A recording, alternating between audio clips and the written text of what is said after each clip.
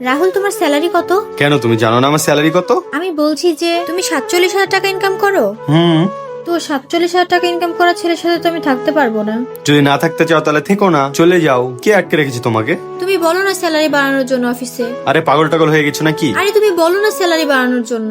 আরে বছরে একবারই স্যালারি বাড়ে, তা আবার 5%। আর তাছাড়া ওনাদেরকে আমার প্রয়োজন বলে তো আমাকে কাজে রেখেছে, তাই না? আরে সময়ের সাথে সাথে স্যালারি বাড়বে, যেভাবে বছর বছরে স্যালারি বাড়ে। আরে তুমি একবার জিজ্ঞাসা করে তো দেখো, করলে করবে, না করলে না করবে। তুমি জিজ্ঞাসা করো। হ্যালো হ্যালো, হ্যাঁ রাহুল বলো। স্যার, আমার স্যালারির টাকাটা যদি একটু বাড়ানো যেত। কেন, কোনো কি সমস্যা হয়েছে? সমস্যা হলে আমি তোমাকে 5,000 টাকা বাড়িয়ে দিচ্ছি, ঠিক আছে? আর এই কথা বলো না কাউকে যে তোমার স্যালারি বেড়েছে। ঠিক আছে sir, thank you so much sir. বসে বসে ইনক্রিমেন্ট হয়ে গেল।